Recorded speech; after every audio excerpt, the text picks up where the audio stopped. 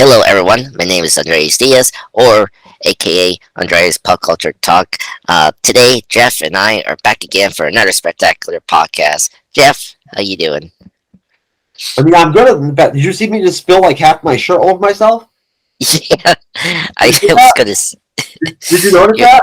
yeah, I just now, just I now. always I wonder just. if that. I always wonder when that happens if people can tell. You know what I mean? Like when I do it, because I do it often. I do. Mm, But yeah. I just miss my mouth with the cup. Hey, Right? at least at least it's not embarrassing as me dropping my like my Skittles or my popcorn in the theater. So you're lucky. At least it's a drink. Well, listen, I don't know about you, man, but if I drop popcorn on the theater, as long as it's within my reach, I just eat it. I don't give a shit, man. Who cares? It's popcorn, man. Who gives a shit? Um, Oh, you know what I'm saying? But anyways, yeah. but no, I mean, and my stupid ass, right? I always buy the most expensive, biggest kind of popcorn, even when I'm by myself. I still do. Out of habit, Ooh, I always do. Isn't that crazy? yeah. I think that's crazy. You know you can't eat that whole thing by yourself. I actually can. Well, anyway, I think that's off the topic of food. But anyway, I think that's appropriate. So today, folks, sorry that I'm a little under the weather. I'm sorry I'm not on the cam like Jeff is, but no worries. I mean, if you want to see my face, go and check the other two podcasts in his channel, and then of course the part one of the ranking of the MCU Phase 5.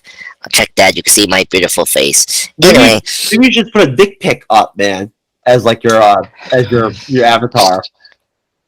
well, I was thinking more in the line of Batman, but Uh, okay, okay. okay. Hey, Oh, I busted my head out for you, bro. yes, actually, I blame myself on the Daredevil podcast. I wanted to say you had the awesome Daredevil cap ever. Oh man, thank you so much. You noticed my Daredevil cap? Yes, and I wanted to say it, but it was like I didn't know what time. I we were just because I was because I was briefly in your podcast. I couldn't be there too long, Yeah. so yeah. Ugh, I hate myself. Dude, next So, time just mention it, dude. I mean, you know what I'm saying? Like, you think I don't appreciate compliments? mhm, I mean, hey, yeah, you know what? Like, I mean, shit, man. I think I have good taste. You know, like exactly. that Daredevil hat was not hard to get, man. To find that Oh, color really? and whatnot. Yeah, and it was not cheap either. Mm. That's the color of the Daredevil costume or outfit, I think, from season 3 of the Netflix series. Or the Okay. Defenders, where you have the what is that color? Maroon? Yeah, something like that. Ooh. Yes, that's why it was Ooh. rare to get. That's why it was hard to get that color hat. Mhm. Yeah, I got it. I think it cost me like probably shit, man. I won't even lie. It's kind of embarrassing. I think it's probably $56, $55. Oh, okay. I mean, it's it's not that bad, but yeah, it's a little too expensive. But anyway, I think I think the maroon color was very good choice. I think as you can see the letters good, like that's actually a perfect color scheme for Daredevil suit. Maybe one day we'll see that in live action. But Hey, man, I've got so much swag. My shelf in my closet fell down for the second time in 3 months the other day, man. oh, really? I woke up in the morning. I'm like, what the hell just happened? It felt like a bomb went off. It was my shelf falling down because of the weight of all my t-shirts. Wow. I love I swag, man. I love it. Yeah, I think that's ugh. Oh my god! Like the only time I have that experience is just in the bathroom when our curtains go down. But anyway, Well, hey, so I'm hoping. No, last thing I'll say is I'm hoping down the road here to be able to actually tangibly figure out how to actually work with a couple of these Red Bubble companies and whatnot, and Hot Topic and all that. I go uh-huh. beyond affiliate, but like actually get them to like actually work with me individually and Hmm. cut me some kind of work something out with me and whatnot. You know, because of how much business I give them. You know what I'm saying? Mm, Like yeah, seriously, you know. I yeah. Oh my god! Like I think the best way you can do that if you promote their product in YouTube, like a quick, like because I see a lot of YouTubes when they sponsor some of these products Are you saying when or they do it on their own to like get the brand's attention? if you're using the brand like if you're using the brand and then I don't know if you get a direct content of of this company, you can. I see what you're saying. You have something to give them. Yeah, something like that, and then you can, you know, I saw this in a couple of my favorite YouTubers, and they started at the beginning of, okay, here, this is a health space, or like, That's a good idea, man. I you like. know, You know, yeah, you see me do it with the margarita bottle before. You know, I've been doing it. yeah. If you know them, and then you say, hey, before we start everything, here's this margarita, like, good taste.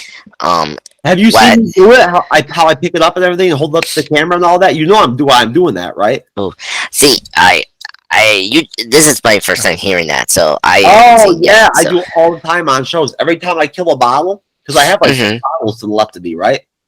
right. I like a mini bar right to the left of me. Mm, 'Cause I drink, man. You know what I'm saying? During shows, I do a lot of shows. So when I guest yeah. shows, I drink. Either way, every time I kill a bottle, I hold it up during the show, right in Mm, front of it, so everybody sees the label, and I just make a big smile. And I do like a peace sign, you know, like wink, wink. You know what I mean? yeah, yeah, Yeah, man. yeah. So, but yeah, I think this would be a good way to sponsor DC. So here, Oh shit. let's Good luck with that. yeah. So, so everyone, if you didn't forget, well, initially last week, right, or last week, we were supposed to do a huge podcast discussion on our five ranking of the upcoming Gunn Slate DC films, and then the MCU Phase 5. We just did the first part of MCU 5 because there were just a lot of technical difficulties. Let's say that for now, and then I know so there was just a lot to discuss, but we already covered the MCU. I think it's great. Check it out. Sally was great there. Jeff was great there. Oh Um, yeah, and Sally's looking forward to recording with you again and whatnot and everything. She wanted me to tell you that she's looking forward to seeing you on a Sunday to cover some Marvel and whatnot and everything, and she's gonna make up, the time with you and whatnot. So that she wants you yes, to see her like her A game. yes, no worries. This I forgot to mention this in the description, but she had some technical difficulties, everyone, so she wasn't yet there in the whole podcast, but just internet problems. So, just yeah, be happy with the material we got there for the first part, and she was great. And that's good because I think this Sunday I should be fine. Because Oh, that's I awesome. We're doing What If season 2. mm, all right, I think that'd be kind of awesome to discuss. Anyway, so this is the second part. We're doing DC, the Gun Slate. So, yeah, so I'm very excited to discuss this. I already planned out my five rankings last Tuesday. So yeah, so let's start with you, Jeff. What's your number five Hold pick? on. I'm gonna, I have to cup all this stuff. I don't ever plan it. Okay. But no. Again, I just want to let your audience know, right? And this isn't your fault at all, Andres. Okay. This is my responsibility to put that out there. I am not I'm not as knowledgeable in DC Comics or like the characters and their histories or backstories as Andres is at all. Right? Like I Hmm. him, and he'll tell you this factually, to come in and back us up on the Bleeding Edge when we cover DC, right? Essentially, that's what I approached him for, was to help us out, right? And to collaborate, of course, too. But like, because at the end of the day, it's not just about being honest. It's about the fact that, like, I mean, we want to make good content. So, like, at that point, I can moderate a show on anything, right? As long as I do some research, Hmm. right? And I'm on my game. Yep. But at the same time, though, if there's certain things that I just can't know, right? Like, unless you've read the comics and you've seen the DC animated films, all of them or whatever, right? At that point, it's good to have good people like you around, right? And I have other guests too that you'll meet that come in and do the same thing, to be able to Right. jump in and fill in those gaps, right? You know, and pick things up when I don't know how to explain something, right? And so at that point, I just want to point out and thank Andres, because he's very gracious and very selfless. And when he did our first DC animated review with us, he genuinely, um, uh, without question, was extremely thankful and appreciative just to have the opportunity to enjoy himself and get to review the Batman film that what was it? Was it Batman? Uh, it was the Justice League, New Justice Frontier. League New Frontier. Yeah, no, he was very thankful, right? And it was somewhat emotional. And it was a very proud type of moment for me in cyber. You know what I'm saying? Like the kind of stuff that that matters at the end of the day in content creation, the real shit, right? Yeah. The actual like human part. Like what and so I just want to thank Andres. I want to thank me for letting me come on again and being patient with me tonight and whatnot. Andres waited for 3.5 hours for me to be late to come on the show. Right? Hey, no. Thank you, Jeff. Dude, man, 3.5 hours. Yeah, no. Thank you, Jeff, for inviting me to your podcast. I never expect to have a collaboration with a younger YouTuber. It's like a dream come true. I was so, especially doing a DC thing as a DC fan. I was so proud to do that, especially for just free tier. I just love that story, and the more you stick with me, and then you mingle your co-hosts from your other shows and your team members over with me and whatnot and everything, and the more you get on the shows, I'll tell you right now, man, just associating with our brand will grow your brand, right? At the same time, too, at the end of the day, I'm a good person to collaborate with because I always have your back as a creator. I believe in this shit. I do. yes. And at the same time, too, when you come on the show on Sunday, for instance, if you decide to do, just so you know, folks, the MCU Bleeding Edge on Sunday, what would be, I guess, what day? 19, yeah. 19, we're going to do it at 7 p.m. Eastern, 4 p.m. Pacific, and Andres may be on the panel. We're going to break down What If Season 2, which should be a great show. And Andres, you're going to get to meet new creators on there. John, that was on last week's show, is coming back. Him and Sally are going to be there. They already decided to both get drunk during the show. So they're both going to drink wine during the show. I'm drinking too. Okay. Right? So we're going to be getting drunk, right? And talking What If Season 2, baby. And you're going to meet John, and John is dope, man. You're going to love him. Cool. I mean, I'll be the only... Oh my god, I'll be the only non-alcohol person there. So you'll be like our DD except we run out in the car. Exactly.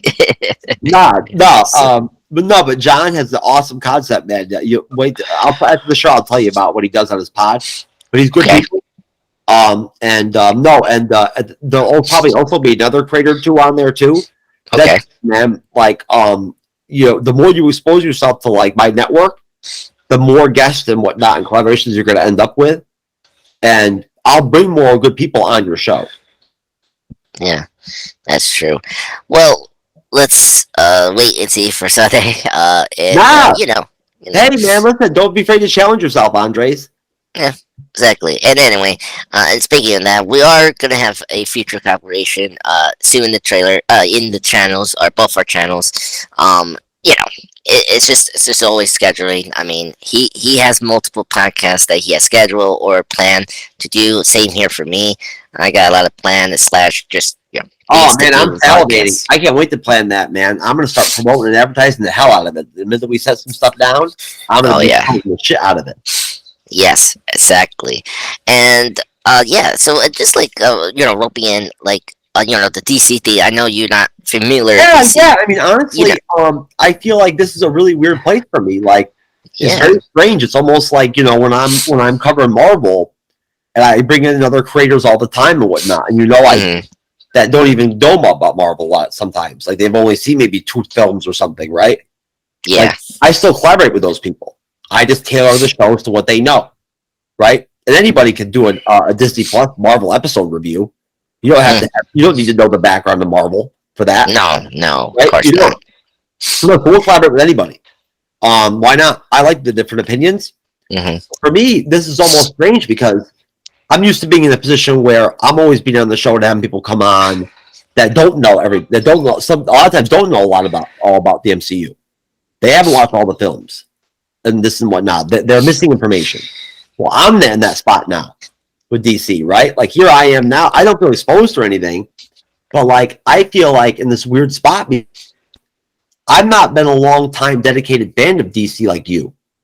So I don't know how you feel about this whole Gunn Saffron shit. Like, I don't know how you feel about all of it. I know how I feel about it. Mm-hmm. I see it as exciting. Yeah. Yeah, so just for the record, I did a podcast with my other co-host, named Chris. We did just a full-on discussion on the Gun Slate, just not like doing ranking. It was just like a overall discussion, our feelings about the presentation that we got, what movies or like the shows that we were excited for. Plus, we discussed the Flash trailer discussion, and and one of the things that I say is like, okay, I think I mentioned this when actually first popped up in your channel for the Justice League No Future, because we did the gun slate afterwards after we done with the review, Mhm. and I say it was like, okay, I like Gun. I'm happy we got a leadership finally. We have some direction, but I don't think it was like it wasn't like oh like it wasn't like spectacular or like grandiose like the MCU presentations or reveals that we get. If you compare that to last year's Comic Con, the reveals of Phase 5 and 6, like those were big and Yeah, like yeah, can't but yeah, but don't you think that they did that on purpose for presentation purposes, just to change things up? yeah. I mean, but because we didn't know at the time, like I didn't know, like you didn't know, like Phase 4 was coming to an end, and No, then no, what I'm saying is that like Gun, if they wanted to, they could have put Gun and Saff, they could have created an event and they could have put Gun and Saffron on a stage and all that shit in front of an audience. They could have done it if they wanted to. They oh could have spent the money and did it. yeah, it's true. I agreed. But like they could easily do that in the video they gave us. But anyway, but at Hmm. least they at least put some like pictures from comic I panels. thought the way Gun did it was perfect. Okay, I okay, did. I thought it was great. yeah. Quick, Look, quick, short, to the point. oh, that's true. Yeah, that I will agree. Like we can disagree and agree. I definitely agree on that. Like it was clear. I think that's like a very important thing. And one thing I will say is that like you can tell Gunn really likes the DC films, Mm-hmm. like the Mm-hmm. DC universe. That I did appreciate that, and I really like this lineup. I like that we're getting obscure You characters. can already tell that he can't wait for the fucking for the competition for the fight for the hustle. You know Mm, what I'm saying? Like he's in it. yep. You know what I mean? No, I'm Yes. telling you. Yeah. And That's why I told people from jump about Gunn. I'm like, you have to understand Gunn. I don't know him, but I think he's probably hyper competitive, right? mm, He probably loves being challenged. He loves yeah. he loves having opportunities to express his art at grand scales, right? And take on Mm, big tasks, right? He likes that kind of shit. He feeds off it. yeah. I agree. Yeah. He's good under pressure. I think he knows how to deliver a product, He looked like he was which having is fun in that video, man. mm, He did. He looked proud. yeah. I agree. I think he was proud. I mean, he's proud for everything, which is good. I mean, he's very humble. That's the thing I like about Gunn. It's like he's a very thoughtful director. Like he's not this like he's not like this like egotistical director. You have to be humble to have the desire to want to compete. Yeah, exactly. And and Feige is supporting Gunn. So like Oh, and I get to compete too. Don't get me wrong. He does, yeah, right? exactly. Yeah, I mean, like I didn't know this, but like apparently when Batman v Superman was announced, Feige suggests Civil War to the Russo brothers. Like at the time, they were developing a third Captain America movie, but they didn't know what was the direction was yet like approved on like what was the direction for the next third film. But when Feige heard about the Batman v Superman, you know what he did? He just copied and just say, okay, we're gonna do Civil War to do our superhero battle, and guess what? We know which one won the battle for that in 2016. So yeah, so I mean, Gunn like Feige is like a friend. Like I call it friendly comparator. Like I'd love to interview him. You already know I don't do standard interviews. Like we don't do standard interviews in the Bleeding Edge, really. I think right. Yeah, you tell me. we don't like to. We will if it was someone that, if there's a good reason for it, right? We will. You Mhm. know, if it makes sense and it's logical and whatnot, and it fits into our structure, we'll do it. Otherwise, we actually usually will ask high level guests to just come on the show. just like anybody else, and just mix it up and have a good time, right? Mm, You know, yeah. why not, right? And like I told you before, I'm telling you right now, they never complain. They want to do it. They're happy to like change it up. They're sick of being asked the same freaking questions over and over and over again about their book or their comic Yeah. book or whatever, right? They're tired of that shit, right? No, no, I agreed. Like So for no, me, no, go ahead. yeah, for me, if I ever do an interview, like I'll just make like more like obscure questions or like more like questions that they never get asked about, like like about like this one thing that's maybe obscure or no one hasn't heard of. Like I want to like bring that up instead of this other thing that's like famously or like discussed like constantly. It's like very annoying. Well, I told you, man. I mean, I let them plug their stuff. You know what I mean? I give them a segment or whatever, right? Yeah, exactly. I give them something. I give them 30 minutes or 40 minutes or whatever, or whatnot, and I give them all their visuals. I pull up all their stuff, whatnot, and everything. I put effort into it, to promote their stuff and whatnot, and everything. They have the floor. They can say what they want, take as much time as they want, right? But it's segmented. You know what I'm saying? Like, so it's still part of the show, right? We're still trying to entertain people. Yeah, no. I agreed. Yeah. So Interviews aren't entertaining, but no. With Gunn, with Feige, I think that honestly, people don't grasp that. Feige, I don't know if he's a perfectionist, but no, I would love to just calm his mind, man, because he is so obscure when he talks to the media and whatnot, everything. He never really tells you anything about himself. no. Or what he thinks, or what I'm saying, anything, like nothing. So like, I love to see his brain. Yeah, I agree.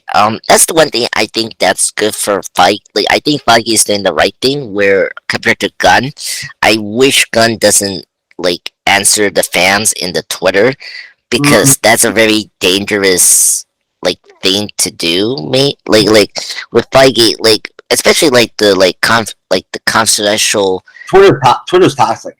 Exactly, and the rumor bills, like the rumors, or like. I've had a creator, a female creator, going after me for like the last week. I actually got my account put in neutral for like 12 hours. Really?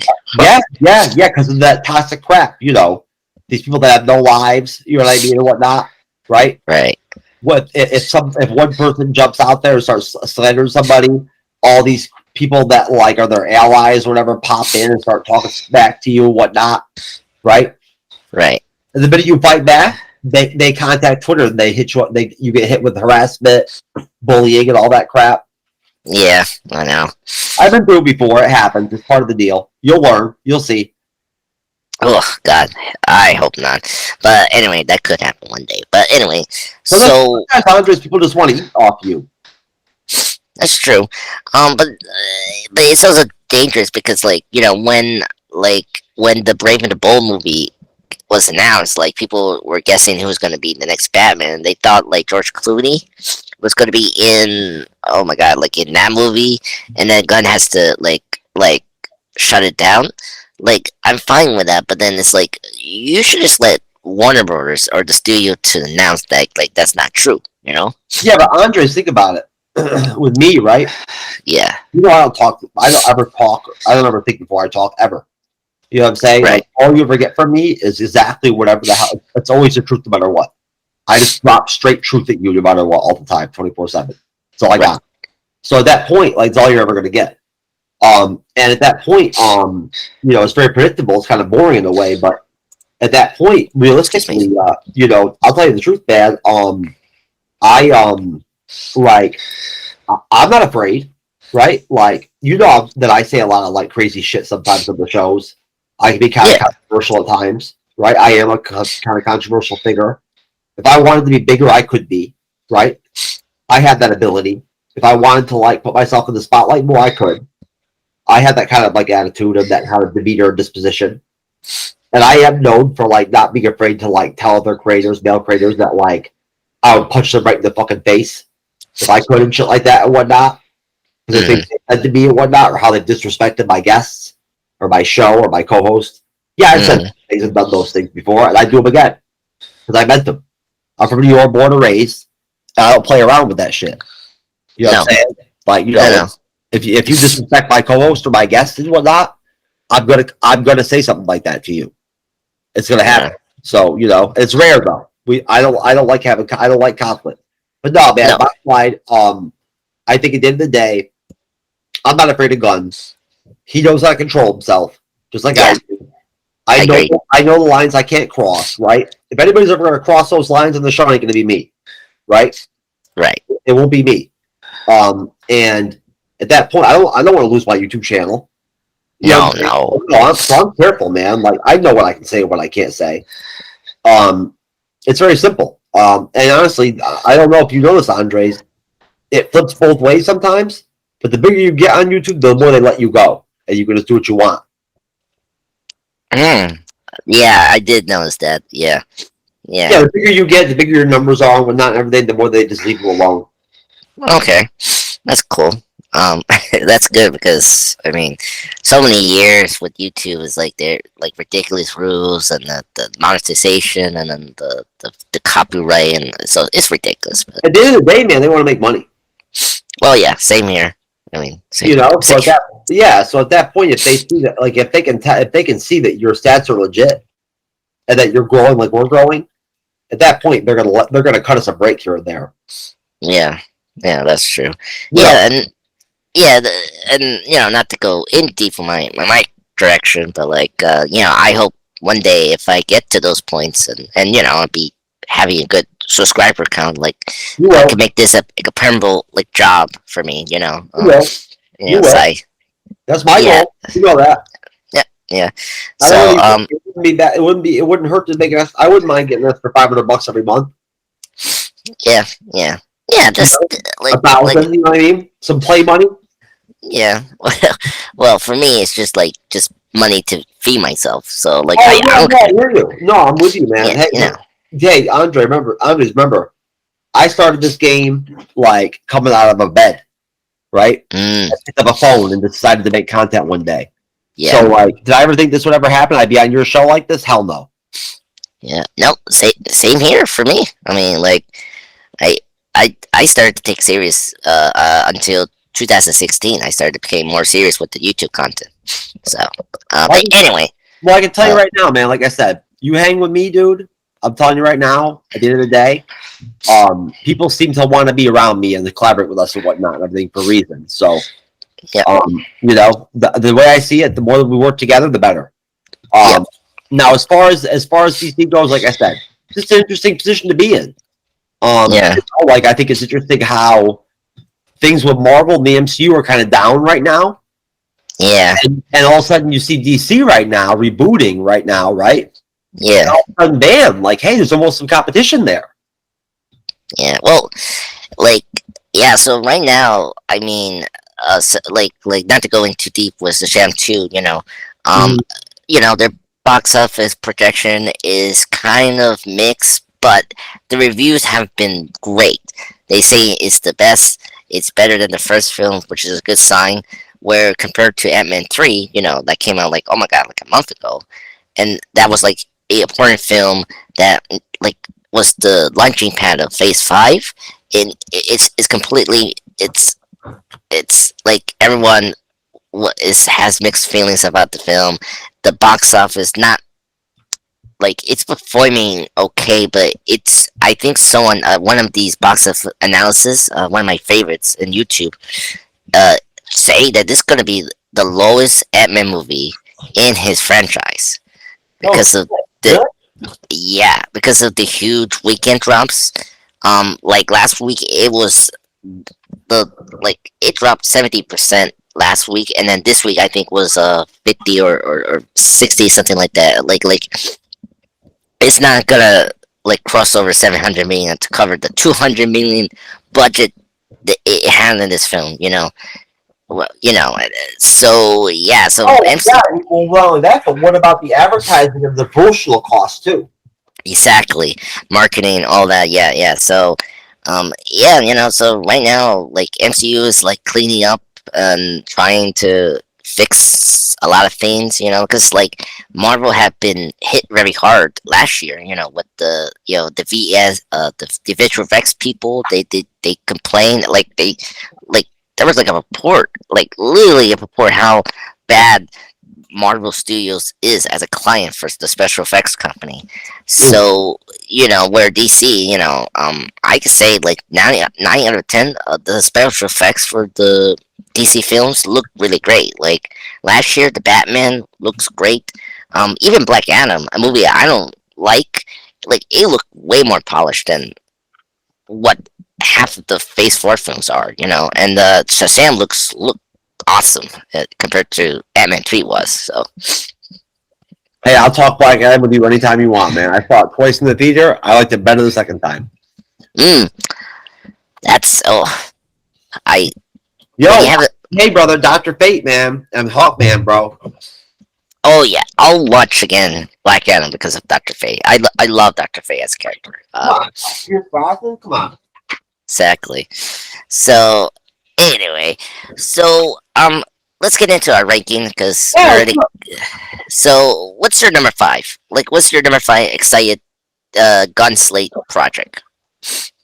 all right, I'm going to do mine out of order. Okay. Okay.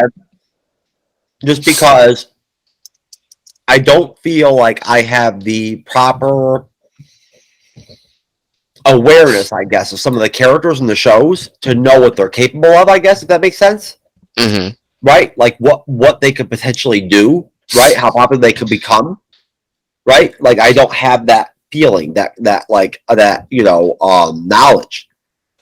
So at that point, I don't want to just like automatically just pick the stuff that I know about, right? Mm-hmm. I still want to kind of like go off my gut. And at that point, I'm just going to go out of order. Okay. Okay. That's So fine. at that point, I would say probably 5 for my number 5. Okay. Going from worst to best, probably. I'll try to loosely kind of go worst to best. I'd say probably I would go with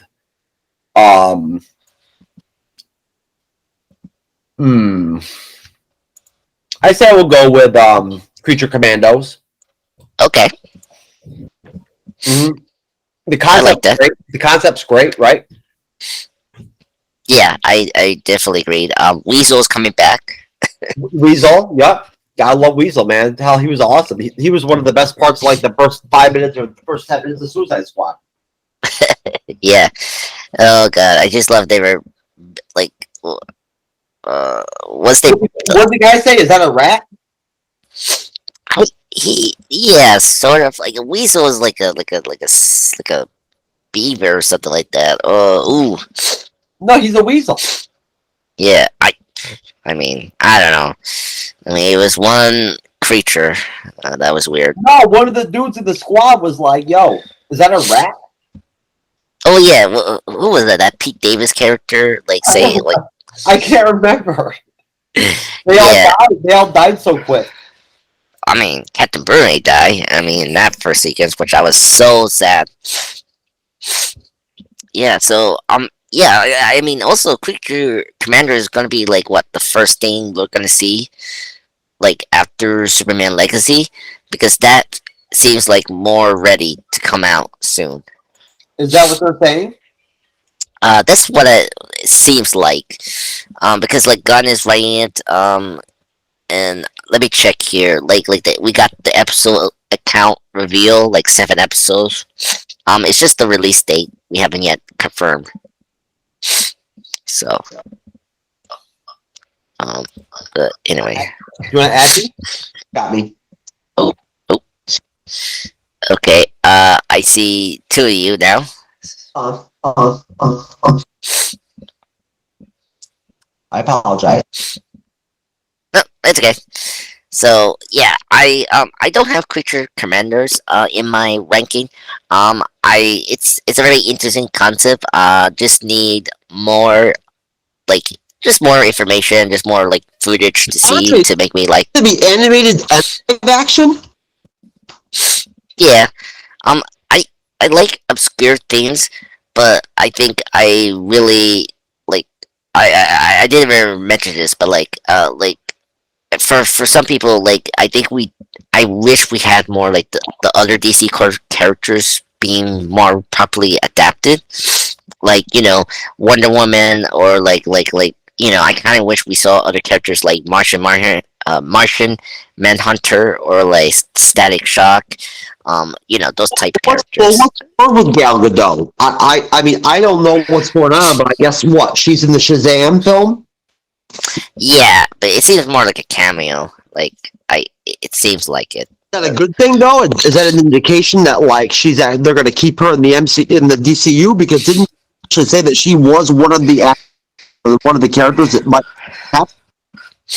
Um, well, maybe I not really, because of the Wonder Woman 3 movie canceled.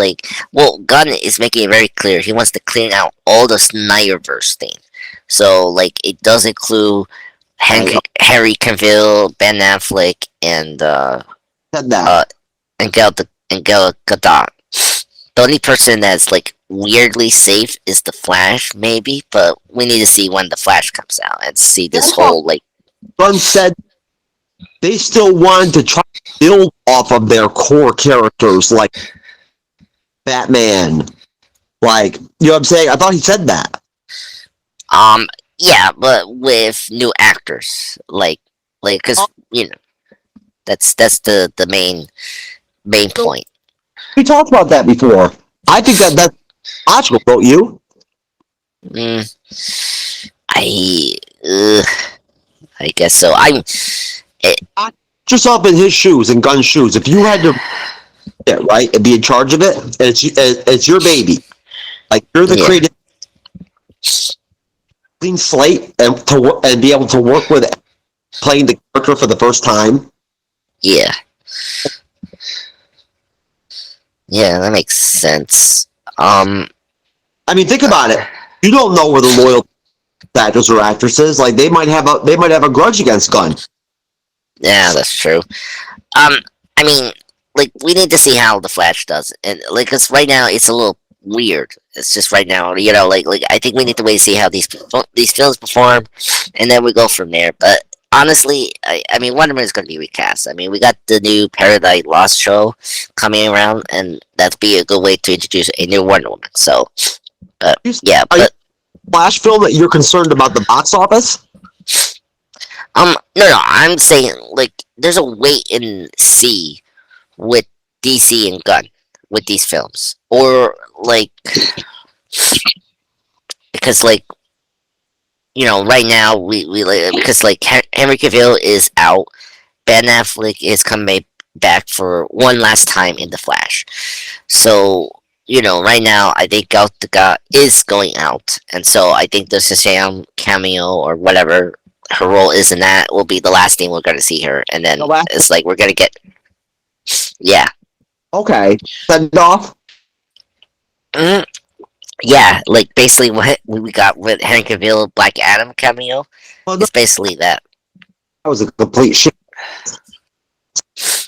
Yeah, so it's really sad. No, but as far as the actual pick goes, I like it. It's different, right? It's edgy.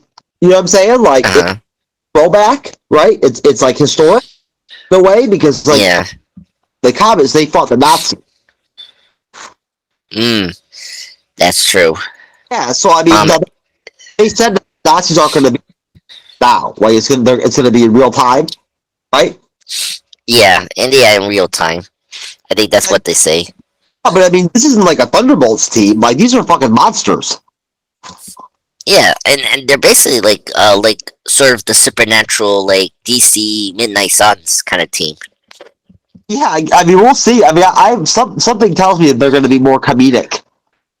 You know what I'm saying? I mean, honestly, would you? I mean, I don't know. I don't know what the Midnight Suns is going to look like on film, right? But I know what it was like in the comics, and there was no humor in that shit. You know it. No, it wasn't. Contact.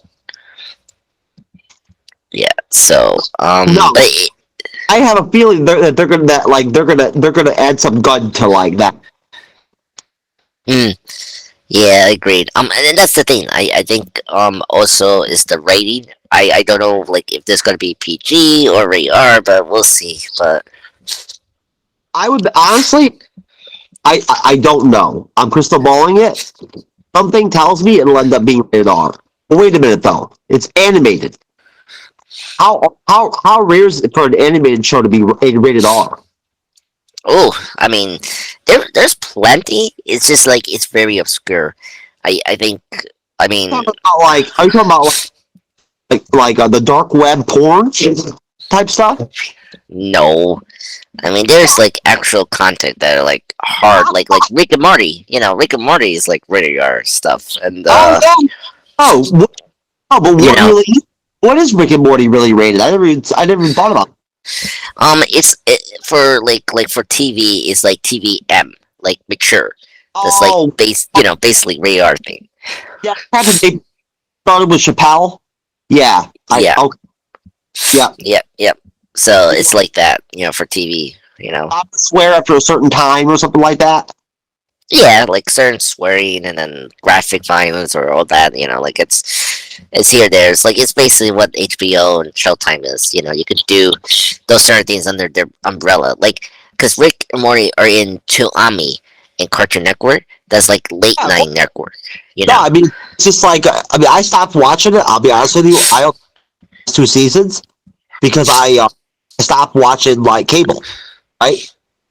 Mm, So at that point, I'm all Roku now. I never watch it, but I like it.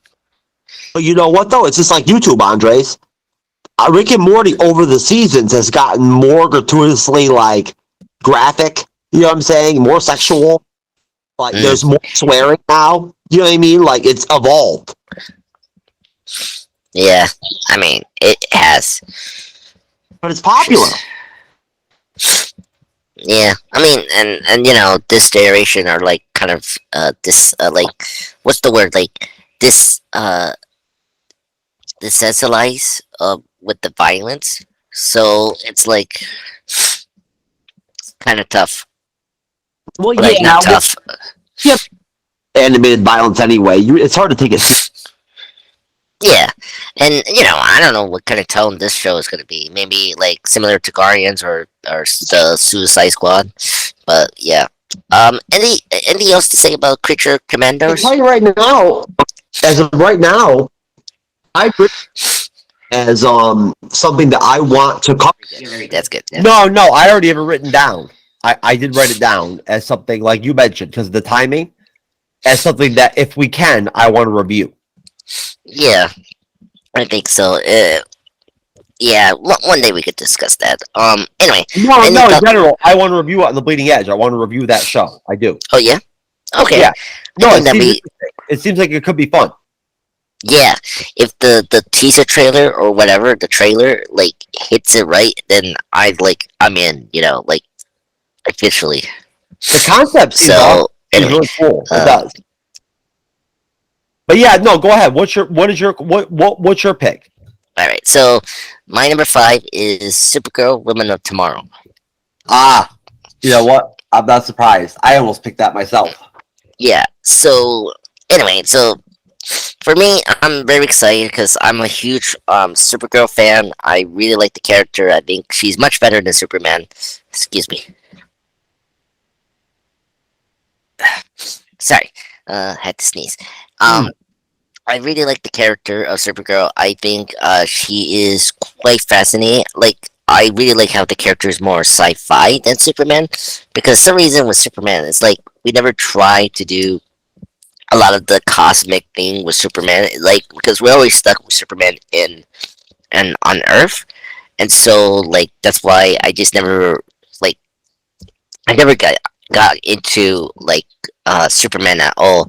Like that's why I like Smallville, because like Smallville did like the more science fiction kind of way and like explored Krypton and like just did everything what I feel like the movies and some of the television shows are lacking. Like that's why I like Superman and Lois. Like at least they're doing that like well. So yeah, Yeah, I've heard good things about Superman Lois. I have. Yeah. Oh, it's what's today? It's airing today for the season 3.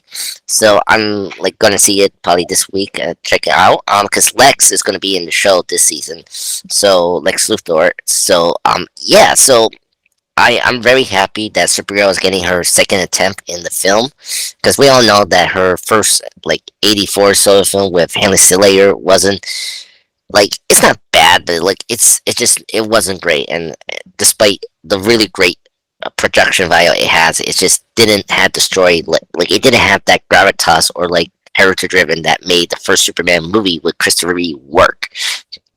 So, and I like that Gunn is picking a storyline that makes sense to put Supergirl in the big screen using the Tom King run of Woman of Tomorrow. I heard the graphic novel is great. Like, a lot of people like the storyline, so it makes sense that they're adapting this like graphic novel from Tom King to be the movie for Supergirl. Um, which is good, because like Tom King's stuff has been sort of, excuse me, like adapted into areas of media.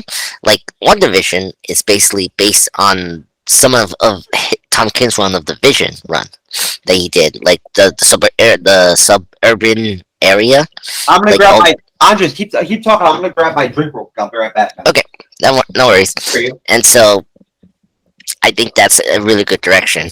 And then, another thing I am very excited for is just maybe seeing more Kryptonian mythology, and more cosmic in these Superman films, because I mean, besides Man of Steel with the Krypton style, which we already seen before, I think it's time to see more other like aliens and like more DC creatures slash cosmic characters we haven't seen yet to be in the DC films, and I think this film is perfect to do.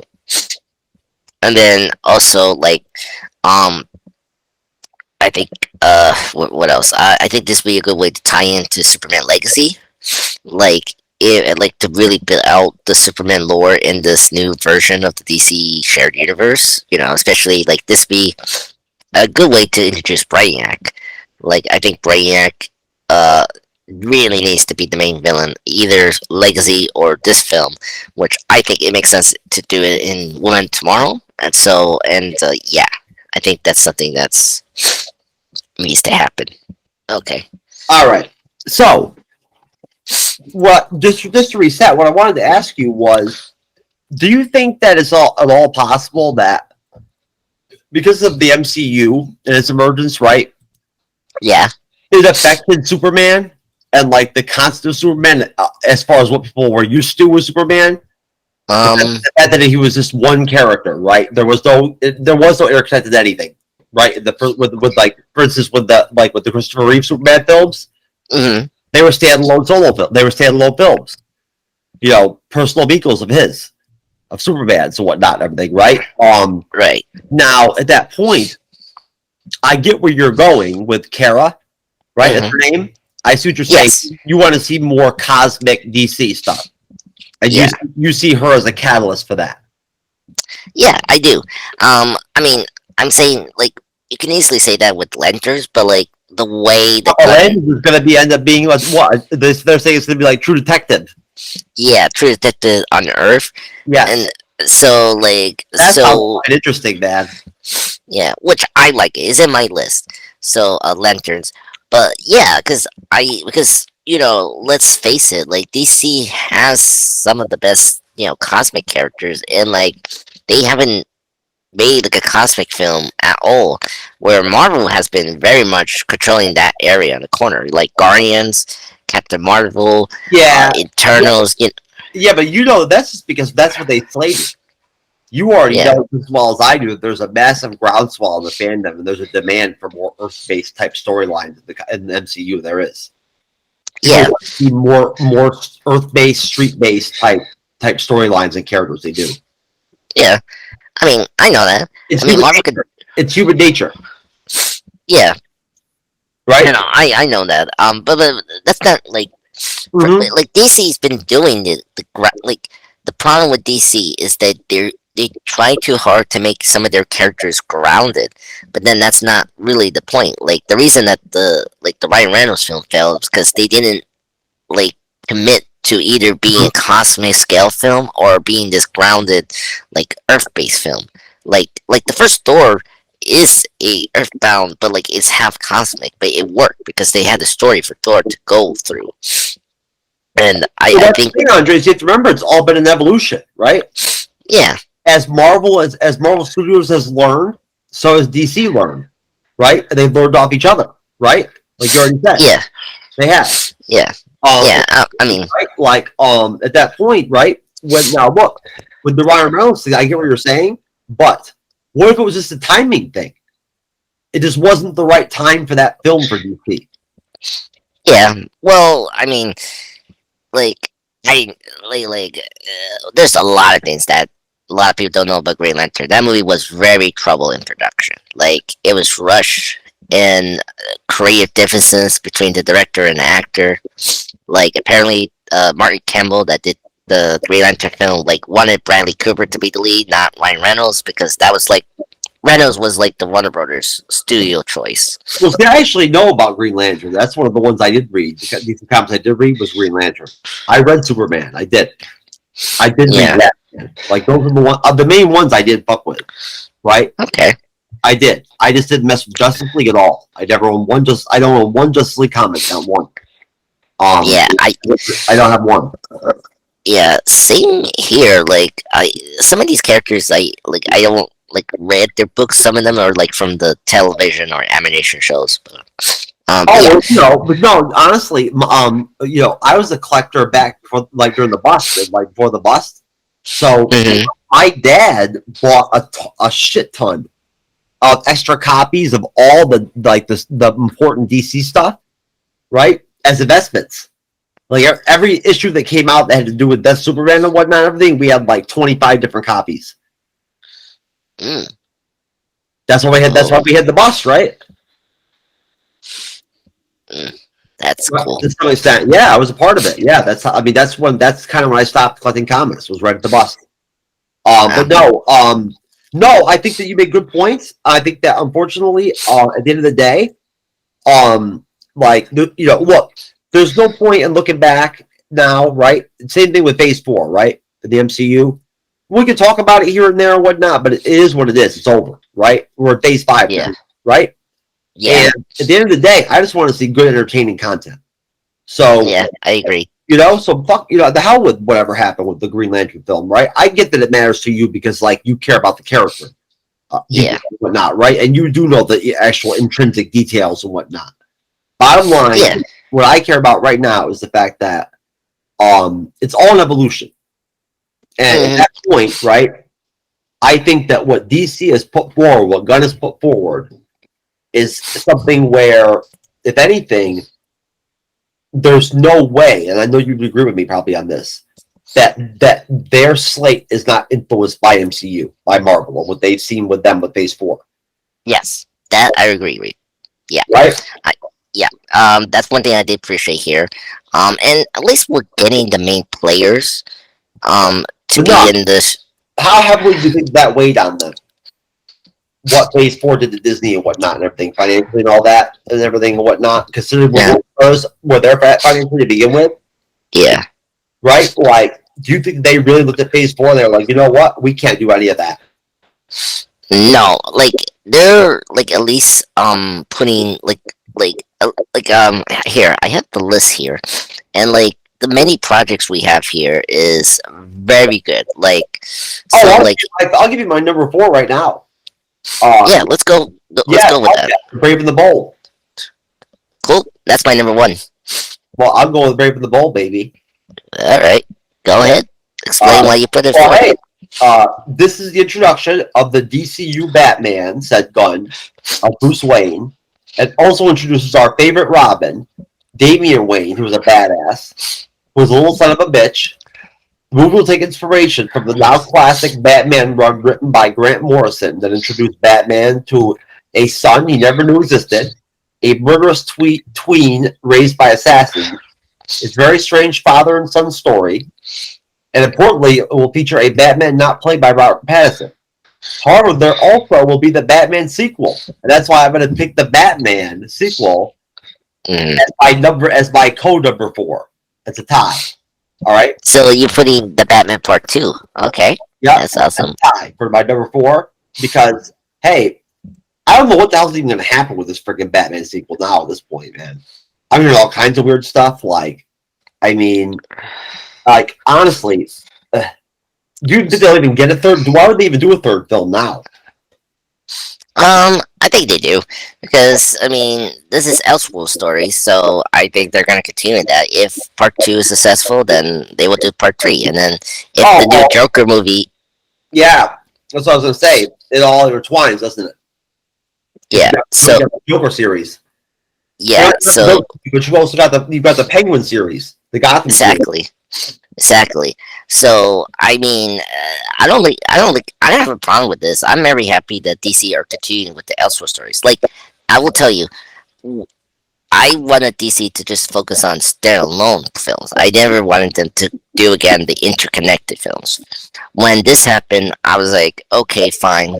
But I was happy they did. They announced that like we're making it official. We are going to do DC Elseworld stories because a lot of people like the Elseworld stories. You know, like Batman Gaslight or like Batman White Knight. You know, and like if you think about the last 10 years, like this decade, you know, with the DCU going on, the most successful films in terms in critical success has been the Elseworld stories, like the Joker movie, like crossed $1 million, and that was a rated R movie. And that's and got, weird. It's like a freak thing. exactly. And then the Batman last year, like great film. Like the Batman is my number one favorite superhero film of 2021, 2022. And none of the MCU films really like, except for Wakanda Forever is number 2, but like the Batman is number 1 for me. Well, I'm gonna tell you right now, just like I put on the thumbnail for it, fuck Wakanda Forever. Seriously. Are you kidding me? As far as I'm concerned, they shouldn't even make another Black Panther film after that movie. The fact that anybody even honestly thinks there's anything positive about that film, I don't even understand it. I won't lie. I can't even grasp it. Like the concept of actually finding something positive out of that shit, that sloppy, shitty fucking garbage pile of a movie, like with all that bullshit. You know, where every fucking black woman in the fucking movie is like the most fucking intelligent, genius, stronger than everybody, beat up big dudes and shit like nothing. Fucking Dom Namor or Watutu or whatever. You know what I'm saying? Like, fuck, man. Are you kidding me? Yeah. Dude, I told you, my 12-year-old son said it was garbage. No. Terrible. You tell me. Yeah, man, come on. If a 12-year-old says that, Andres, come on. Yeah, no, I agreed. Look, everyone has their mixed opinions on Wakanda Forever. I mean, yeah. Hey, no, listen. I agree with you on that. I respect your opinion. Yeah. I think it's more of along the lines of the fact that I don't understand why they're like, actually, people are actually complaining that they didn't get nominated for more Oscars or whatever. Or, come on now. No. I mean, the one Oscar that I do agree that they definitely deserved was Angela Bassett. I think she was the great performer, and like she was really the good thing about Wakanda Forever. And there's Wi-Fi for folks who have seen the Oscar last night or Sunday. Well, you know what though? I've seen her in other films perform better than that movie. You know, yeah. That because of the dichotomy of the loss of Chadwick, right? Yeah. She became the most powerful actor and actress on the movie. Immediately. Yeah. You know what I'm saying? So at that point, and at the same time, look at her scenes in the film. They spotlighted her just like Monica Rambeau in WandaVision to the point where whenever you see her, she's at her best. Oh yeah, definitely. I agree. So I like your pick. I mean, Brave and the Bold is my number 1 because I'm a huge Batman fan. I like Batman. I do, and I like Pattinson Batman. The only problem I had was the trailers were so much better than the film. Oh, interesting. Those trailers were like freaking the GOAT trailers, man. They were like Hall of Fame. Yeah, that I agreed. I mean, it's my 3rd favorite Batman film because of the detective noir kind of feel to it. I like Gotham City's look. You know, if we ever do like a in-depth analysis on the Batman, like you know, there is like some things they could fix. Bro, honestly, I'm telling you, man, you can go watch on the show. I'll show you sometime. It got to a point where I was so in love with the Batman trailers. People, I guess, would groan when I would say that I was going to pull it up. there would be audible groans at like Really? things, how people's facial expressions and whatnot. People will be like, "Are you fucking kidding me, Jeff? Again?" You know what I'm saying? Like seriously? Right. I played it so many times, bro. They were so good. I mean, hey, like everyone can like it or not. So No, I like. it was just funny that like people were upset with me on the show because I kept wanting to watch the freaking Batman trailers, man. See, I will never have that problem because I rewatch all those trailers Hey, like here and there. I'm still watching those reaction videos today. Oh yeah. Oh my god. Yeah. So anyway, No, so no. Can I just put a final thought in? No, I just want to yeah, say, sure. as like the lesser knowledgeable DC person, right? Kind of here on the show, I just want to say that, basically, for me, I love Batman. I love Pattinson as Batman. I thought he was great. I did. I just thought, honestly, for the most part, that if anything, they could have trimmed maybe like the last 30 minutes off the film, like that final segment, that final third of the film was too long. Yeah. And it made it slowed the tempo of the first film a little bit. It made it less exciting and like made it kind of slow, and bogged it down. But besides that, I mean, the second film could be great. Who knows who the villains will be, right? It could Yeah. be freaking, who knows who they could end up doing. They can go in any direction they want. Yeah. Go ahead. Yeah, that's actually the one thing I'm actually excited for the Brave and the Bold is to actually finally get the fantastical villains from Batman's Rogues Gallery. So, like Clayface, Man-Bat, and then hopefully Poison Ivy. If Matt Reeves are not going to do Mr. Freeze, like I can see Mr. Freeze be in this universe than the Matt Reeves universe. But we'll see. Are you bringing those villains up because they connect to Damian? No, like in more of like comic book, like because Matt Reeves is talking about how the Batman is grounded in reality, like similar to the Dark Knight trilogy. So like like I could not see Man-Bat, and Clayface in the Matt Reeves universe, like the Robert Pattinson universe. Like, but if Gunn is playing up the comic book aesthetic for all the characters, including Batman, I guess. Oh, it's gonna be live action. Yeah. Oh shoot, my bad, man. I'm thinking it was gonna be animated because I just watched a Batman animated film with Damian and Batman the other night. The one where Batman, everyone thinks Batman is dead. Yeah. The something. Damian's mom abducts her or whatever and whatnot with that one dude. Yeah, I forgot the name of the movie. Yeah, Nightwing was in it and everything, and but yeah. So what's the movie? Yeah, no, it was good. I enjoyed that. I put it on to go to bed, and then I couldn't fall asleep because I wanted to finish it. Oh, Batman Bat Blood. That's what's it. Who was that last Bat girl? Was that Bat Girl at the end? Yes, that was Barbara Gordon. She's in the new 52 suit. Okay. And that's the one that was the one. Who was the other? I forget her first name, but who was the other Bat female earlier in the movie? So Batwoman, that's Kate Kane. That's the one. Yeah. Okay. Yeah. So yeah. So. Oh man, she was great. I loved her. Oh yeah, she's great in that movie. I like their depiction there over the TV show. Anyway, but yes, just the fact that she carries those two handguns, I love it. Yeah. She's a military person, so she has a lot of skills. And, no, but I think that honestly, now that I knew it was live action, now that I remember, that sounds awesome, man. I mean, honestly, the only thing is though that again, there's going to be that whole kind of weird duality of the fact that you're going to have the Pattinson Batman existing, and they're also going to be casting another Batman.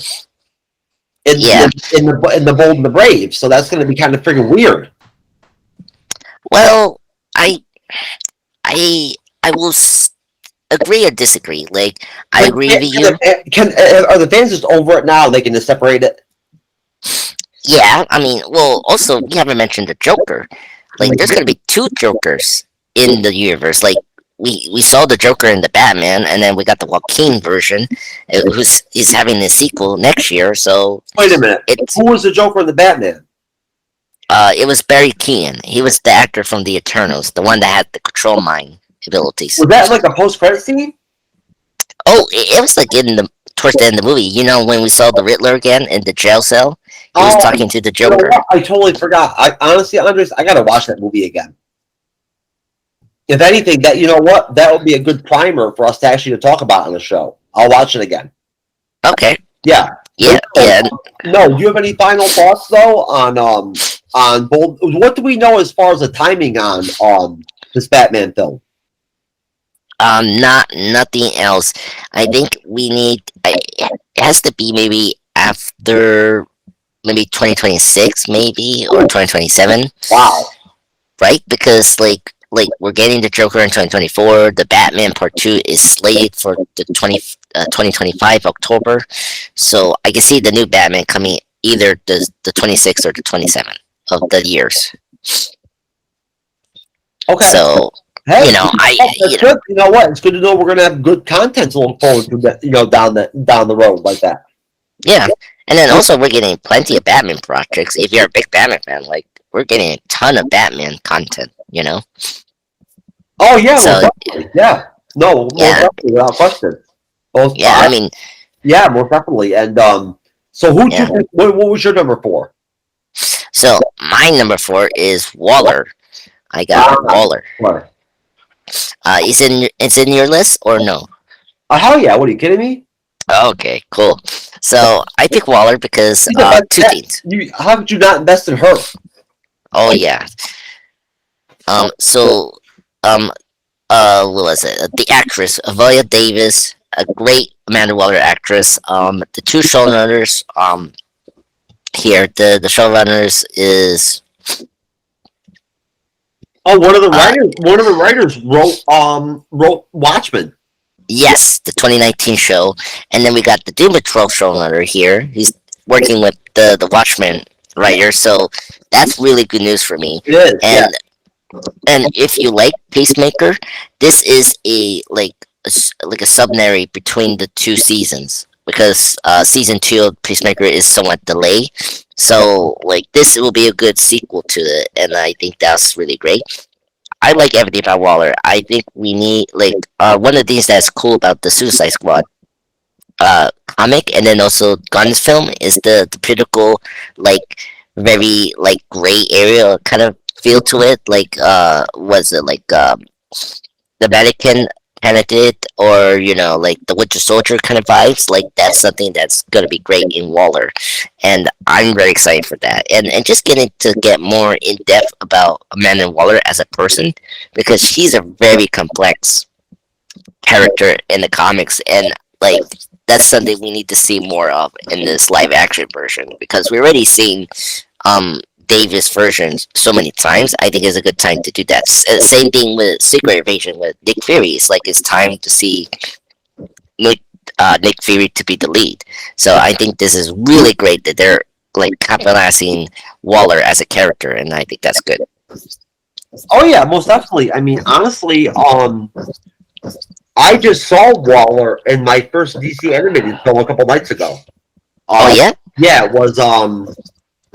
it was the Batman one where he teams up with Harley Quinn. Batman in Harley Quinn. Yeah, Okay. yeah, and like and Waller's in there, and the Suicide Squad's in it, There's a lot of suicide like and they have Batman. they have to do an operation, and they have to do like some kind of like mission at Arkham. That's okay. That's Batman Assault on Arkham. That's the movie you're talking about. Yes, Yeah. yeah, Good. I fell asleep during it, but I saw Waller in it and whatnot and everything, and she was great. Oh yeah. She's great in that movie. That movie's really great. It's like way better than the first David Ayer's Suicide film. Oh, that's the great thing about having a TBI, my friend. I can watch these movies, and when we go to review them, I'll never remember. Right? It'll be Oh like my watching a god. whole new movie again. That's true. That's true. I mean, That's how it is, man. It's great. yeah. But anyway, No, Waller's so gonna be awesome, man. I really think it is. yeah, I agree. So I'm like so stoked. I mean, the release date it's unknown. So like, we have to wait and see when they're gonna announce that release date. She can play that character for another freaking 20 years. Oh yeah, 10 to 20. Yeah, Even yeah. 8. Oh yeah. She's great. Anything else to say about Waller? What's your number 3? Well, you know what? I would. I honestly, I probably, I would. Now, this is one of those moments where I wish I had watched Peacemaker again. At this point, I gotta watch. I feel like an asshole because if I Peacemaker, I probably would have more to add, right? About like the characters that are going to be coming over into the series and all that. Yeah, her daughter is probably coming back. So that'll be a big part of the show, right? So, and then you also wonder too, like, I mean. I wonder if like they'll want to go in a different direction with like maybe like the number of episodes on some of the shows too, like just to kind of contrast Marvel, right? Like older, you know what I mean? Like do not 10, 11, 12 episode shows. Yeah, I think Peacemaker was like 8 episodes. Okay. Here, like let's see, Peacemaker. Yeah, it was like 8 episodes. So they did a really good job of using that. Like where Marvel's situation was just like they're doing 6, but then 9 episodes. It's like okay, you need to find your middle ground. But it's also like the thing about Marvel is like they like what makes Peacemaker work because it's like Gunn knew how to pace the show well, and like he had a focus on Peacemaker as a character and it had like an arc, and same thing with the supporting characters where that's been an issue with all the Disney Plus shows. It's like you don't have time to develop these ideas or character development for a certain theme. That's when they fall in the wayside, and that's the big negative for people. No, most definitely, and I think that I think with Waller. And again, we'll have to see what happens. I mean, I don't know for sure, but I have a feeling that, if anything, probably, overall, I think we talked about this before a little bit between me and you. I think personally, we have no idea. I think a lot of these properties are going to end up being rated R. I do. Yeah. I feel like Waller is where you are definitely because of Peacemaker and the Suicide Squad. Like. This is the same universe that Gunn has established from Dodd's Suicide Squad. It's going to be rated R. So, like, this is definitely that. No, I just assumed, I don't know, did you think that this is the way like this? I just assumed they probably would copy the whole same model as Peacemaker. Same rating, same amount of episodes. Oh, yeah, I mean... Why wouldn't you have the same template? Yeah, I agreed. I'm saying more like the violence and all that. Like you could definitely see the same thing, just like what you saw Peacemaker. Oh yeah, no, you'll get the violence, you get the language too. You'll get exactly. Language, you know what I'm saying? That'll be there, and I think there'll be humor too. Yeah, exactly. Because it's not funny, but like her character can be very very easily. Other characters can be funny off her. They can be. Yeah. Right? So I think that, and you know what? She probably can be funny too if she wants to be. Oh yeah, definitely. I've seen her in other films be funny, so like, you know what I'm saying? Yeah, so, me too. Yeah. No. So no, I think it's a great pick. I think probably if anything, it's. I mean, again, it's easy money. Like, I mean, like that was a gimme for Gunn. Oh yeah, come on. Yeah, yeah, I agree. And this is the one that I like 100 happy that he did this because like Waller is like the best DC character ever. So I'm happy we're continuing on with the character and like expand upon more on the Suicide Squad universe / the Peacemaker stuff. So that's good. Okay, let's kind of like move on. Let's get into your number 3. Okay. So my number 3 is probably going to end up being, I'd say, not Swamp Thing. I'd say probably my number 3 probably would be, you know what? It probably would be Swamp Thing. Yeah. Okay. I say it would be Swamp Thing. Yep, most definitely. And I think that, but of course, that's the last one at the end of the slate. And at the same time, this is going to be what, a series again, just like the old TV show, or it's going to be a film? A film. That's what they're stating. Okay. Yeah. Well, probably an origin film, the origin story film. Yeah. I like that. See, I like Swamp Thing, and I'll tell you why. the DC animated films, right? Mm. When I saw him in those first couple ones before I ever met you, when we ever covered DC or anything like that and whatnot, I just caught a couple on HBO Mm. Max just for shits and giggles. I saw Swamp Thing in Dark Apocalypse and everything and whatnot, and some of the other films. Okay. That dude is powerful, man. He's got sick powers. Oh yeah. He can do some serious shit. Yeah. Yeah. He's basically what, like, how powerful Poison Ivy is, and it's like because both of them are connected to this like sort of like speed force for plants called the Green, which was introduced by Neil Gaiman, the writer that did the Sandman. Yeah, man. Yeah, so it's very fascinating. Yeah, Swamp Thing is a very interesting character that DC has been constantly pushing and tried to work with the character. I mean, of course, you brought up Apocalypse. Like this character Swamp Thing is a member of the Justice League Dark. So are you The saying like Poison Ivy and him have this like what? This sort of like almost organic connection that like they're able to tap into that allows them to have these like allows like Swamp Thing to do things like teleport people and shit. Yes, like it's basically that. It's like it's the same thing with the Speed Force with the Speedsters. It's like they're connected to this like source of power that grants them their abilities, and like that's what I like. I They read and evolve Poison Ivy to his level of power, to his power level at any point and whatnot. Because last time she was basically just doing like simple stuff. currently they're like doing that currently right now in the comics. Okay. So yeah, like before it was like before it was like it was evolving because it wasn't at that point like she had like control powers like immune toxin and all that. Like it was like gradually. Yeah, that shit was stupid. Yeah. Well. Yeah, I mean, she's cool and everything and whatnot, but as far as like effective in a fight or whatever as a villain, she was not very good. But, yeah, well, it was where the '90s they got her right. Like, yeah, like the '90s is where they like enhance her more. Andre's mad at me over here. He's pissed off because I'm talking shit about Poison Ivy. Yeah. Oh no. Oh please. I don't know anything about Poison Ivy. I just think it's interesting. I didn't know that his powers. I didn't know that was how his powers worked. Oh no. Yeah, that's the thing because if we ever connect Poison Ivy or any plant villain in the DC universe, that's how it goes. And speaking of Poison Ivy, like I like Poison Ivy. She's my favorite Batman villain. But like, no, I like Poison Ivy too. She was in that Arkham thing I watched with Batman and all that. You know? Yeah.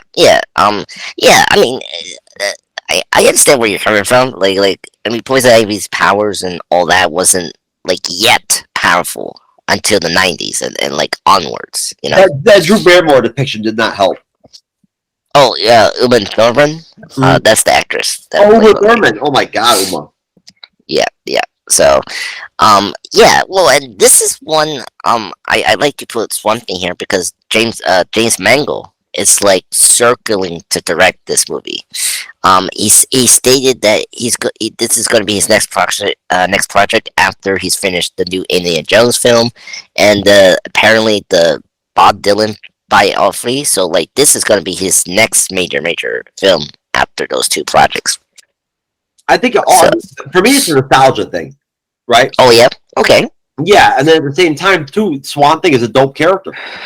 As long as they visually pull him off right, like however they do it, I hope that they actually go. I don't want to see it. I don't want them to do it digitally. I'd rather them actually go with like the real physical costume, suit and shit type stuff. Yeah. Yeah, I think the TV show, the new one, that was like the one season, like they did that, and like Werewolf by Night, they did that with Man Thing. Like he was like half. Well, can't you do the suit and also add digital effects too now? Yes. Yeah. So they can do it. So like it's not out the realm. So, but we'll see. No, like he has to look good. In live action, oh yeah, he has to look good. Yeah, and that's the thing. Like he's been adapted so many times. Like his look has been consistent. So I'm not worried about that. So I think it's just like how big you want him to be. Like you know, when he looks stupid in a picture or whatever, whatnot, it looks stupid. Yeah, I agree. So anyway, you anything else to say about Swamp Thing, or No, you want no, to? no. Go ahead, so I can talk about Booster Gold, baby. Oh my god! So I got Superman Legacy as my number third. What? I thought you hated Superman. Yeah. I mean, look, I have my problems with What is Superman, it? The but love and hate shit? exactly. And so, like Oh I man. like things about Superman, and then I hate things about Superman. So here's the thing: I like things about Man of Steel, but it didn't quite reach what I wish a Superman film should do. And I think Superman Legacy is maybe the film that we get. Like it has to do three things, and I think Gunn is on point. What do you say about Superman? So this film needs to be, be a Superman film. Embrace his colorful side, like the positive side of Superman. Because I didn't mind the dark tone and all that, but like it just did not work because of the direction that Zack Snyder did, and like it was just so bad directly by Zack Snyder in Man of Steel, and the whole onwards of Henry Cavill's presence appearance in the DCEU. I get where you're going. I understand what you're saying. You're saying that you see the way that Gunn and Chapman have described how the film is going to be in terms of Yeah, a sort of a flip of the coin like origin story instead of an origin story. Him having to like deal with and like flush out the fact that he's raised by a human couple, right? Well, at the same yeah, time, he's also trying to connect with his, his alien, actual, yeah, his, alien heritage. yes, yes, Yeah, yeah. In a good way, and that and because they like because Man of Steel tried to do that, but like it failed to do that because of just the way they took it. Who? Who? Oh, sorry. you're okay. Yeah. So I thought that because like in Man of Steel they tried to do that, but it wasn't direct like, because Zack directed it in a wrong way, and so like there was a lot of miscommunication between the film and the audience, and I feel like having Gunn there writing it will make it more clear where what we're taking Superman in his arc. So I think that's the most important thing. And then also for me, Well, this casting is important. oh yeah, I mean I for me right now for the terms of casting because they haven't yet cast this, it's just try to cast the best actor that fits with the character. Like Yeah, yeah, most definitely. yeah, but, I mean Man of Steel had the best casting. I mean Amy Adams, Lauren Fishburne, Kevin Costner, Yeah, most definitely. You're they right. Diane Lane and then Michael Shannon as General Zod, like great cast stacking. But like some of them, Henry Cavill was a good choice as Superman, but unfortunately, some like did shine. Like I think Russell Crowe as Jor-El and Michael Shannon as General Zod shine. But then others like Lawrence Fishburne and Amy Adams were just completely underdeveloped or underutilized Yes. in Man of Steel and then later in their DCU appearance. And poor Henry Cavill, he looks and like he really portrays as Superman and like off screen and like I like the material wasn't there for him and so I just hope we just go back to basics. What makes Superman Superman? And I think that's the time for that. No, I Um, agree 100%. I think that you're right. I think when it boils down to it, the best thing they could do with the character would be get it away from a team type function and get it back to like the solo projects. yeah. The fact that they haven't discussed Justice League, so that's good. Um, yeah. And then another thing I wanted to address was the villains. That's another thing Oh, how that. about Todd in that Flash trailer? Man, Oh yeah, me and my friend were discussing that. I was very excited for General Assad. Like Michael Shannon did not age those 10 years. he just sounds so good as Zod. Yeah. So, and that's another thing. I'm just happy to have a new villain for this movie. Like, just do not repeat Lex and Zod. Like, I'm gonna repeat this with my Supergirl thing. Like, if so, Brainiac has to be the main villain. If none, um, like I see Supergirl being the movie that will probably put Brainiac there, and then build up Brainiac as a villain for a sequel for Superman in this new version, right? This could be the villains of the Elite, the Manchester Black character. Um, I just want to see some of the other Superman rogues like Metallo, Parasite, Mister Mixcopic, or Parasite. Like it's time to get these other rogues in this films because like we already had Lex so many times, Zod, Yeah, um, and Doomsday. We got Doomsday, and it's like I don't care about Doomsday. It's like I don't even know what the whatever. fuck that thing even was. That was Doomsday. I thought it was like a pile of shit, like a pile of mud. I know. And he was like basically what the Abomination was in 2008, the Incredible Hulk, mixed with the Teenage Mutant Ninja Turtles from Michael Oh, come Bay. on now. The Abomination, the Incredible Hulk film looked much better than that fucking pile of mud. That's exactly that's the thing. It was far worse than the 2008 version. So, yeah. So I'm hoping we get more like other villains from the comics, and yeah. No, it But makes sense. yeah. So but yeah. I guess my thing like I get they're trying to cast a young cast, but like I just wish we just make Superman established and be like an adult because I don't like this notion we had to cast young and like we had to start to the beginning. Like this is not an origin story. Like Gunn say it's not an origin story, but I just wish we did something that's like Spider-Man Homecoming or like Black Panther or like what Superman Lois is doing. Like I just wish these movies are like currently synced with the comic books, No, I get what you're But saying. You know what? And that's the thing about it too is that I do know of some of the villains that you would be thinking of and whatnot. I know Brainiac is and all that and whatnot. And I'm assuming just based off of how long he's been around and whatnot and everything that yeah, there's got to be tons of dope villains out there and whatnot. That if you were to put them in the right story, in the right story with the right writing, yeah, right? You know what I'm saying? In the right in the right vehicle, they'd be great. yeah, exactly. And because what's crazy? Like this is going to be Brainiac's like first live action film appearance. Like and then the ones that I mentioned, like all their first live action movie appearance. Like they have a ton of television appearance, like Brainiac and all that, Rogues, but yeah, like since Superman 3, the re-film that had Richard Pryor, like they were trying to get Brainiac. Like Brainiac was in the awful like canceled Tim Burton film Superman Lives, and like he was considered in the unproduced Superman Return sequel, and then of course Hank Cavill's Man of Steel 2 that got canceled. Like they were throwing on Brainiac. It's like ridiculous. It's like, come on, just get Brainiac here, and all the other villains too. No, I understand where you're coming from. I do. You can only have Joker in every freaking for so many movies. Yeah.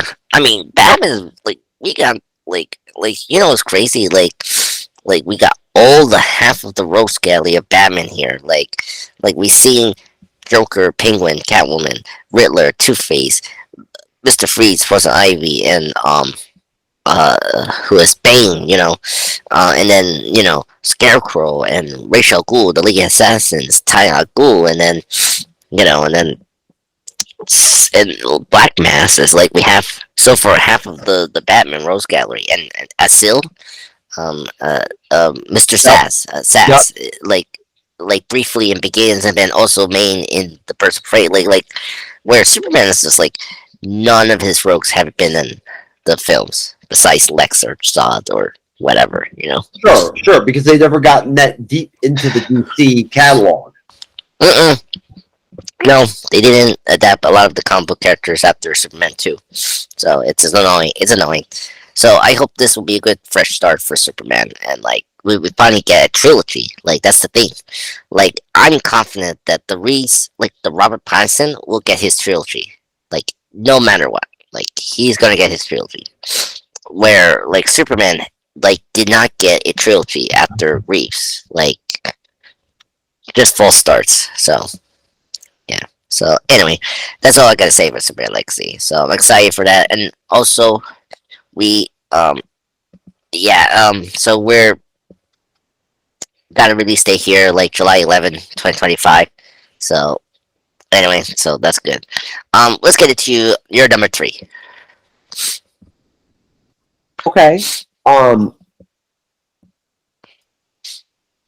how does the in-call messages work? Do you get my messages? Yeah, I got it. Oh, okay. Yeah. Do you, hey, do you want to? It is getting kind of late. I can tell you're tired. I heard Uh, you yelling and everything and whatnot. Do you want to just wrap up? It'll probably take us what, like less than an hour to finish this up. Do you want to just finish it tomorrow or like finish it over the weekend? yeah, we can finish it now. It's my allergies, like Okay, cool. congested. So we can finish it. We have two more. So Okay, no problem. let's yeah. So let's get into your number three. So Is it my number three or my number? No, it's my number two. oh yes, your number two. I'm sorry, because No, I already did my three. no, lanterns. Same here. We can discuss this. Lanterns is my number two. All I needed to hear was that it's going to be like True Detective. That's all I needed to Yeah, hear. And it's Green Lanterns on Earth doing like a detective story. That's so weird and strange that they do it like that. It's got to be good. yeah. Why right at bat, like the fact that Gunn like compared it to True Detective, I was like, oh hell yes. And I'm excited because I'm a huge Jon Stewart fan. Like made me hooked to the show, and I'm happy we got like a dual protagonist for the show. Oh yeah, most definitely. No, most definitely. I just like the idea of the fact that they decided to do something so different with like the lantern with like the Green Lanterns. I mean, up until like 2 months ago, 3 months ago, HBO was still in the process of producing potentially like an actual Green Lantern cosmic like type deal. Yeah, so that's something that's really interesting because that was going to be produced by Greg Berlanti, who did the Arrowverse, and Mark Guggenheim was involved with that, and it was intriguing because like they already cast some of the people, like I think Guy Garner was cast, and then Sinestro was like around, like I think he was cast too, so I'm kind of happy because like I just cannot trust the Arrowverse curators to handle the Green Lantern property because Branty and Mark Guggenheim already got them involved with the DC stuff with the Arrowverse, but also they did the first screenplay for the Green Lantern film with Ryan Reynolds, but first that got botched by the other writers and the director and all that, but because No, Branty was supposed to direct that film before he had to be like exit out and before the new director came in. So no, and I think that probably, if anything, you got to remember that like this stuff is so far away, right? That um right now it's just interesting to like to hear and read an article about it, right? The yeah, concept of it seems very interesting, right? But we'll have to see what things are like when we actually get closer and the heat actually kicks in, right? And like yes, and you start to get that buzz, and they start to cast things and whatnot, right? That is yeah, live action, isn't it? yes. So the movies are live action. The TV shows are like half live action and then animation. That's what Gunn say. Um, well, mainly I think Creature Commanders are like the only animation film I think, but we'll see. Yeah. Well, another you mentioned the casting. My friend, my host, I mentioned Chris. He thinks the Top Gun actor, who was Heyman, Glenn Powell, like he could be a good choice for Hal Jordan. And then the Tenant actor, or slash Black Klansman actor, John David Washington, who is Denzel Washington's son, could be a good choice for for Jon Stewart. Like I could see that happening in terms of the casting. Sure, most definitely. That was the character that they were planning on actually doing the Lantern show, right, on HBO. No, no, no. They were trying to do a like an ensemble cast. Oh, yeah, that's right. They're going to have multiple lanterns, right? Yeah, exactly. Sorry, I had to see. Are you okay? Yeah. So yeah, so that was the thing about the previous project. It was like a ensemble cast. like they were saying Guy Garner and like Sinestro before he became like the little letters. No, and we don't. That's the thing, though. Again, this is all very vague stuff. Like we don't really know anything official about really much of any of this stuff. Like with Yeah, the, like with Granders, we have no clue, right? All we know is no, the concept. So I'm betting on the concept itself. That it sounds dope as hell. yeah. Well, I mean, so far as the like, I'm happy that they're saying it's gonna be on Earth, so that's good. So I think it's like one of the problems I mentioned with Green Lantern movie is like they didn't know to commit with a cosmic, a How about you? cosmic. Thank you, a cosmic film or a grounded like um pop space film. You know, like I think this would be a good way to do that because this could be like Lethal Weapon meets space. So that's the big thing. No, I So get what you're saying. I do. I get it. yeah, and sorry about. Are you okay? Sorry about my allergies, folks. Ugh, it's been an awful Tuesday. So anyway, um, God bless you. thank you. Okay. Anything else to say about Green Lantern? No, really. I mean, other than the fact that again, like I wish I could say more, but I can't because again, like I mean, I've never seen Green Lantern before presented in like a detective like street clothes, street level type setting. I've never seen that before. No. I have nothing to work off of or to draw from. Yeah, I think that's good that they throw the True Detective comparison. So I agree. Okay. What's your number one? My number one would probably, I guess, be Flashpoint. Oh, really? The Flash. Hell yeah, dude! The trailer was fucking disgusting. The last one. Yeah, the teaser. Yeah, yeah. So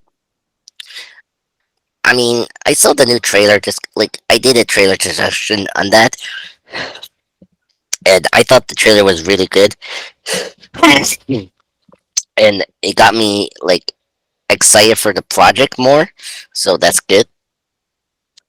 Like what were the things you liked about that trailer, and like what you excited for this The Flash? whole thing, the visual. Well, I mean, you tell me. I mean, what? I mean, I could, everything. Like it just Everything. looked great. I mean, come on, right? Two different Batmans, like, and it looked like freaking. It looked like it almost looked for a minute like we were gonna have freaking Christian Bale Batman in there for a minute. When I Oh saw yeah, that, I was like, oh shit, and we might get that too. yeah. Or George Clooney. I think that was the big roundup with that. Yeah, I agreed. I mean, I'm excited because they're gonna hard reset this universe, which is good. Like out of the four DC projects we're gonna get this year, like the Flash is the most important, and I think this is the one that people are more excited for than maybe those other three. So that's good. So I mean, like I'm very excited because the good is we got a good director here, like Andy Muschietti, who did the two It chapter films Yes. for Warner Brothers, so that's good. And I mean, Michael Shannon has expressed that he's such a good director, so that's good. So the fact that he stuck around with this project for the last, oh my god, 4 or 3 years is incredible because this movie had the revolving dollars of directors slash writers, and it's like it just got constantly pushed into development. So I'm very happy we're finally releasing this movie for this year. You know. No, most definitely. Yeah, um so I brought up my anything else to say about your number one? I guess we can go to No, my no, not really. To be honest with you, no. Go ahead. so my number one is Brave and the Bold. I already mentioned that when you did your fourth. Yeah, I'm so excited for Brave and the Bold. I think I'm finally happy that we're gonna get a Robin in the film because it's been so many years since Batman and Robin, the Joel Schumacher film, that we have Robin in the film, and I like the pick of Damian Wayne. That's a good choice. So with Damian, of course, the villains could easily will be Ra's al Ghul slash Talia in the League of Assassins, which makes sense because Talia is the mother of Damian, and of course Ra's is the godfather, or grandfather or whatever. Um, and two, like, I'm excited when Gunn mentioned that this film is also going to explore more the Bat family, which is good because I really want to see the Bat family in the Batman films. Now, the caveat of this is that you kind of wish we wanted to see the Robin slash Bat family in Robert Pattinson's film, but if Matt Reeves is saying that he wants to make like it's like he's basically doing a Dark Knight, like Christopher Nolan vibes of the Batman Robert Pattinson universe, then it makes sense to not bring them into Robert Pattinson universe, just like we didn't do that with Christian Bale's version at all. Well, except with whatever Joseph Gordon-Levitt's character was in Dark Knight Rises. So I think that's a good direction to do. Yeah, and I mentioned fantastical villains. Like, I really want to see more fantastical villains of Batman's roles in this film. If we're gonna have maybe like them to be hitchmen for Ra's, like I'm excited to see more like Clayface, Man Bat, or like Mad Hatter in this universe because I want to see them in a Batman film. So No, that's this. no, I get where you're going from. I do. You want to see something different. You're tired of the same old shit. Yeah, I mean, despite I like the Batman, like the Batman's great. So, but I just want to see other things that we haven't seen yet in the Batman film. Sure, most definitely. I agree with you. I understand what you're saying. You're saying the tropes on the Batman films are played out. Yeah, yeah. Like I don't like this grounded, like realistic Batman. Yeah, it was fine when Batman Begins Dark Knight trilogy, but like I think it's better to stay away from that. Like I want more comic book Batman stuff. So that's good about Brave and the Bold. Um, yeah. Anything else to say about our rankings? I think we're good. No, no, no. Honestly, man. If anything, just again, thanks for having me on and whatnot and everything. Yeah. I'm looking forward to doing What If Season 2 with you on Sunday. Yeah. Well, I'm free on Sunday, so I have no podcast schedule on Sunday. So, folks, I'm definitely going to go there, which is good. We'll be live then. We'll be live on the MCU Bleeding Edge YouTube channel and podcast. We'll be live where we got our Facebook page back up. We're back on Facebook. We're on That's good. Rumble. We're on Twitter Live or Periscope, whatever you want to call it. We're on Twitch. We're on everything. We'll be live Oh, at 7 p.m. Eastern, 4 p.m. Pacific. Covering yeah. a preview of What If Season 2. Yeah, there's a lot because we got a lot of information. Like, Elizabeth Olsen is going to voice Scarlet Witch again, Oh, yeah. for season And 2. I'm gonna play all the trailers from the first season of What If, too. Yeah, yeah. So I'm very curious. So, yeah, I need to look in what we got for information and all that for What If. But yeah, I'm very excited to do that because despite not being a deuce with the first season of What If, there's a lot of potential to be better for the second season. So No, I agree. yeah. Um, Thank you everyone to listening to this podcast. I'm sorry for my allergies.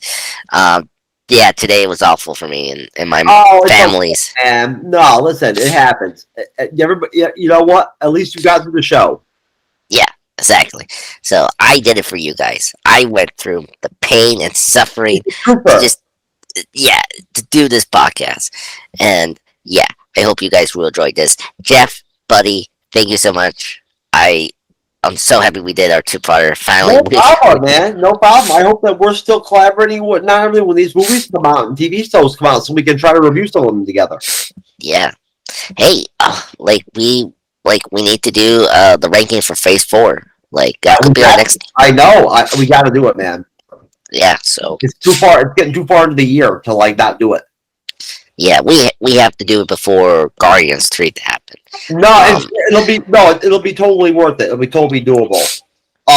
Yeah. Listen, brother, I'm gonna peace out. All right, Yeah, but I agree. I'll see you soon, brother. Yeah, same here. Thank you, everyone. We'll be back very soon. Have a good have a good day.